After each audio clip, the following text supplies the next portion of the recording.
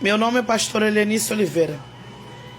Eu estou aqui gravando esse vídeo para fazer uma denúncia e também um pedido de ajuda. Eu gostaria que você assistisse até o final e que marcasse as emissoras de TVs, os repórteres, os advogados, juízes. Eu preciso que esse vídeo chegue às autoridades competentes para que possam me apoiar. Eu não sei como agir.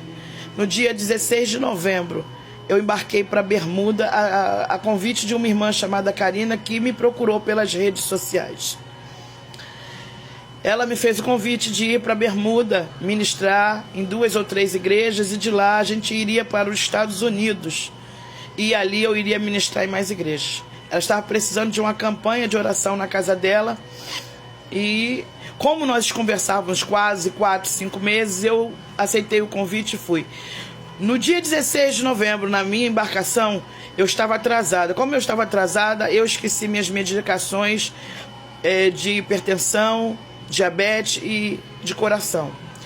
Quando eu cheguei em Bermuda, a primeira coisa que eu falei para ela foi isso: Karina, na pressa de embarcar, eu esqueci minhas medicações. E aí ela, no dia seguinte, nós tiramos foto ali no aeroporto. Ela tirou foto comigo e me levou para casa, me colocou num quarto com suíte. No dia seguinte, ela falou: vamos procurar o teu remédio. Eu tinha levado a minha receita. Quando chegou na farmácia, a farmácia não aceitou por ser uma receita brasileira. Então ela me levou na casa do advogado dela, que eles tinham problema de coração. Eu tinha medicação na minha bolsinha, de bagzinha, para mais ou menos 5 dias. Ela arrumou para mim 9 comprimidos de pressão alta.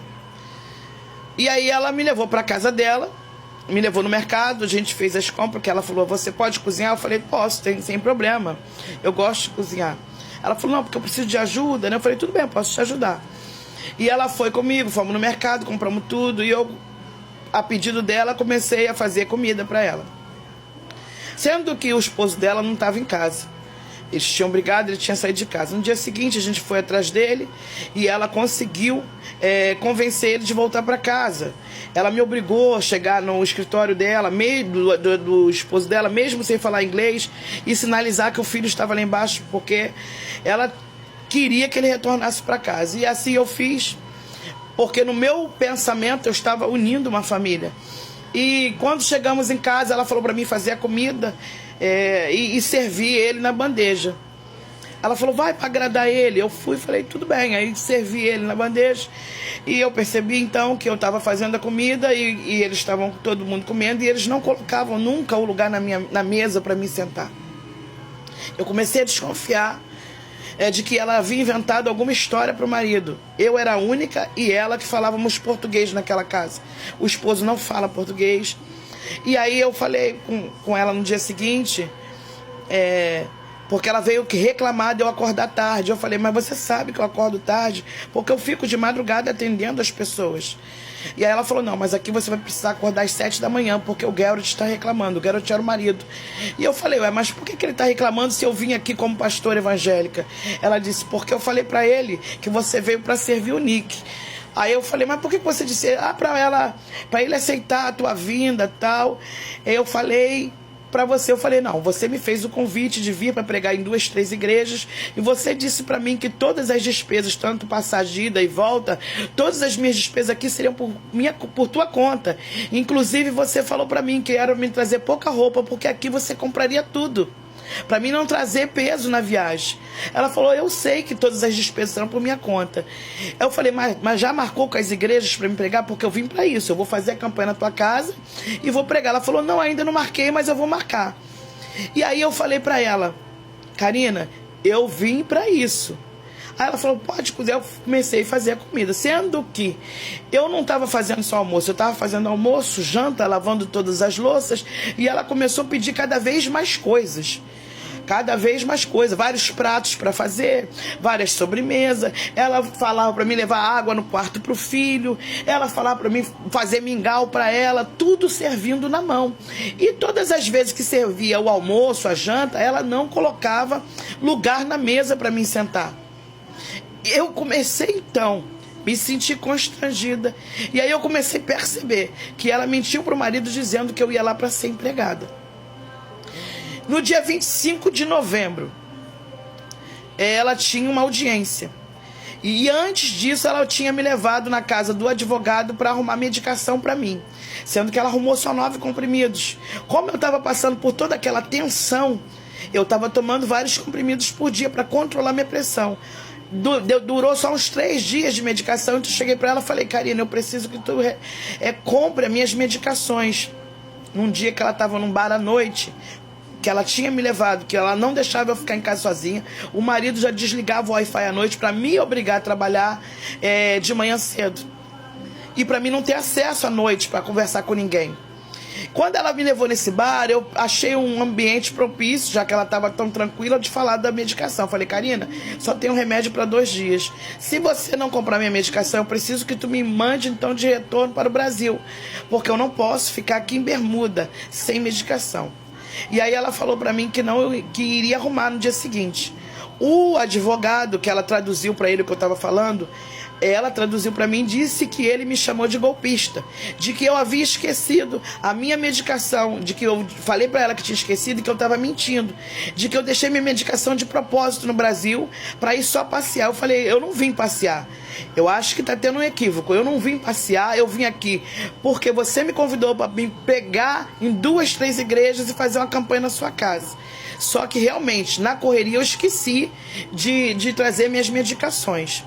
E aí ela falou: então como você vai comigo para os Estados Unidos? Eu falei: eu vou se você arrumar para minha medicação. Se você arrumar a medicação, eu fico contigo aqui e vou contigo para os Estados Unidos.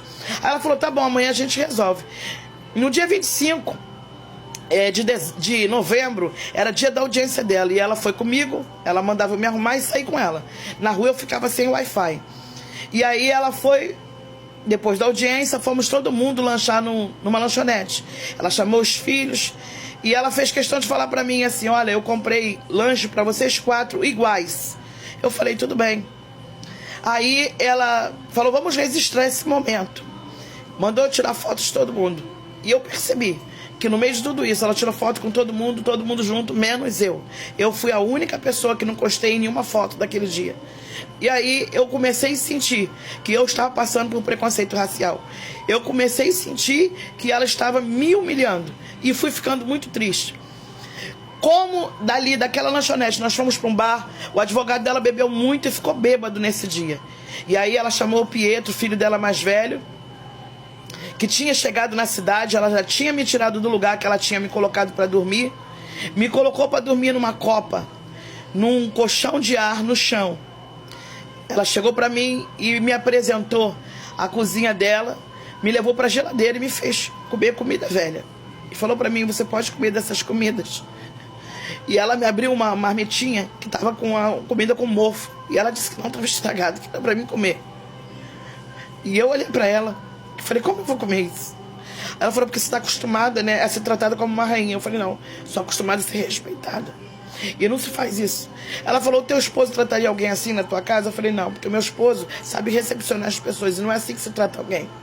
Eu não vim aqui para isso. No dia 25, depois da lanchonete, nós fomos para esse bar. O advogado bebeu tanto que ficou bêbado. Ela chamou o Pietro para levar na casa dele. E entramos dentro do carro, fomos levar o advogado. Quando ela entrou com o advogado, que ela mandou ficar no carro junto com o amigo do Pietro, ela agrediu muito a mulher do advogado. Ela disse que bateu muito e só parou porque ela viu que o filho estava na casa. E ela disse que falou para ela, para a mulher: olha, se você chamar a polícia, amanhã tu não acorda viva, porque eu conheço pessoas nessa ilha que eu posso pagar para te matar. Eu fiquei muito desesperada quando ela relatou isso para mim no carro. Quando chegamos em casa, ela falou para mim conversar com o Pietro, porque o Pietro, o filho mais velho que tinha assistido essa cena, estava muito revoltado. Eu botei para gravar o meu celular, gravar o áudio, e chamei o Pietro para conversar porque ela pediu para mim. E aí o Pietro falou que ele contou a história, que ela batia, a mulher chorava e ela não parava. Ele chamou a mãe de louca, estava com muita raiva. E eu me senti muito ameaçado, porque ela falou para mim: eu posso mandar matar, eu tenho dinheiro para isso. No dia seguinte ela saiu cedo, ela acordou transformada e disse para mim: como é que vai ficar a questão do remédio? Eu falei pra ela, eu não tenho mais medicação, então eu preciso que tu me mande embora. Ela disse, você é uma golpista. Você usou do meu dinheiro para chegar até aqui e passear. Eu falei, primeiro que eu não estou aqui passeando. Eu estou aqui o tempo todo como empregada na tua casa. Eu que não vim para cá. Para isso eu não estou me sentindo bem. Eu estou sem medicação. Eu te falei desde que cheguei que eu esqueci. E você falou que ia arrumar. Ela falou, mas agora eu não vou mais. Você liga para tua família, liga para os teus membros e fala para eles que você precisa de que levantem o dinheiro, faz uma vaquinha, porque eu não vou pagar a tua passagem. Só daqui 90 dias. E eu falei, então como é que eu vou ficar sem medicação? Ela falou, isso não é um problema meu. E saiu. Eu liguei para minha casa, liguei para os meus membros e notifiquei o que estava acontecendo. Foi a primeira oportunidade que eu tive. E quando ela chegou à noite, ela veio totalmente agressiva conversar comigo. Me chamou de favelada, falou pra mim que eu era uma favelada, que eu te tirei da favela. O meu sofá pra você é luxo. Eu senti que ela ia fazer alguma maldade comigo. E ela falou pra mim, dorme aqui hoje, que amanhã eu te levo embora daqui. Eu não vou pagar tua passagem, eu vou te deixar no aeroporto amanhã de manhã.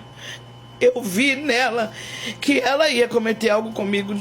E eu falei, então me leva agora pro aeroporto. E ela me levou pro aeroporto. E me deixou lá. Eu fui comprar um café. Eu tinha levado $220 para passar na imigração. Quando eu fui pagar o café, eu percebi que não tinha dinheiro nenhum na minha carteira, que eles tinham pegado.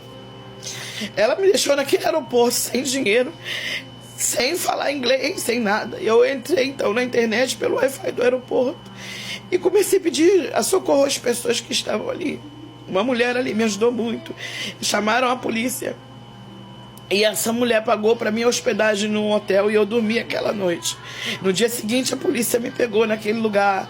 E eu dei meu depoimento naquele lugar. E aí eles conseguiram organizar para que eu retornasse ao Brasil. Sem dinheiro. Muito humilhada. Porque eu ali fui escravizada. Eu ali sofri pressões psicológicas muito grandes. Eu ali fui obrigada a trabalhar, acordar às 7 da manhã e dormir à 1 da manhã, sem descansar, sem nada, fazendo só as coisas que todos ali mandavam. E eu não tinha sido convidada para ir para lá, para isso.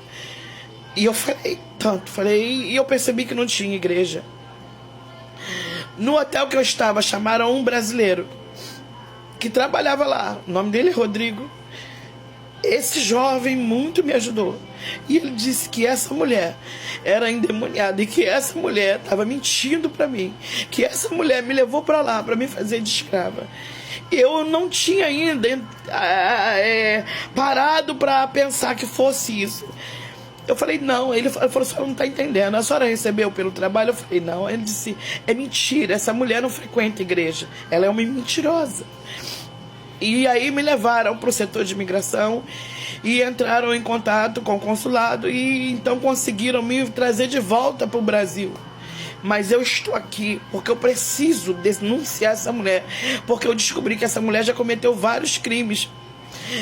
Ela responde vários processos de agressões, então eu preciso que esse vídeo chegue às autoridades competentes, porque o que ela cometeu comigo foi um crime racial e outros que eu nem conheço. Então eu preciso que divulguem e que chegue às emissoras de TVs. Eu preciso que chegue às autoridades competentes do Brasil para que me ajudem a processar essa mulher. Eu tenho todo o nome dela, eu já fui assessorada lá em Bermuda, mas eu preciso aqui no Brasil denunciar essa mulher. Então você que está assistindo esse vídeo, compartilhe o máximo de pessoas possível, porque eu fui humilhada, eu sofri preconceito racial, eu fui obrigada a trabalhar para uma coisa que eu não tinha sido convidada para isso. Eu saí do Brasil para pregar o evangelho e para fazer uma campanha evangélica na casa dela, uma campanha espiritual, e não para ficar trabalhando lá na casa dela. Então eu preciso da sua ajuda agora.